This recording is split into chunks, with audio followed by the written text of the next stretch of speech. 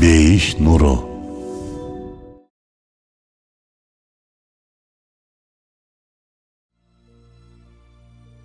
Бул Шейх Саидтин каты.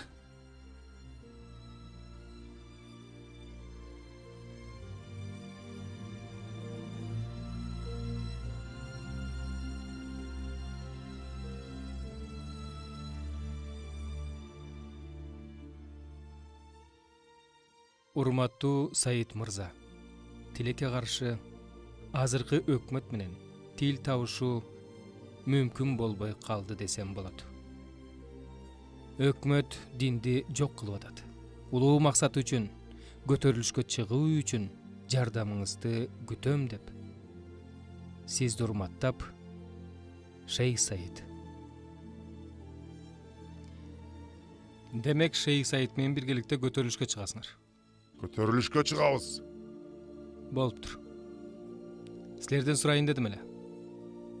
Көтөрүлүшкө чыктыңар дейли. Кандай максат менен баратасыңар? Шарият биздин максатыбыз. Шариатты каалап жатасыңарбы? Бирок кылган ишиңер шариатка туура келбейт. Бул кылганыңар туура эмес. Халифалыкты жоюшпадыбы? Эгер биз шейхке жардам бербей турган болсок, исламдын аты да калбайт. Булар түркчүлүк деп бөлүнүп чыгышты төрөм. Улам күрттөргө мылтык атышууда. Көтөрүлүшкө чыгабыз. Мени уккула, урматтуу агаларым. Бир кемчилдик башка бир кемчилдик менен оңдолбойт. Бирөө кемчилик кылса, силердин да ошол кемчиликти кылууңар туура эмес. Түрк, күрт бир тууган. Кылымдар бою дин үчүн мээнеттенип келишкен. Бул мамлекетти түрктөр башкарып келген. Жана мындан ары да алар башкарышат. Эгерде алардын арасында жамандар бар болсо, барып маданияттуу түрдө эскерткиле. Шариятты душмандык жана улутчулдук пикир менен эч качан сактай албайсыңар. Силер революция жана көтөрүлүш менен эч нерсеге жетишпейсиңер. Күнөөсүз адамдардын канын төгөсүңөр.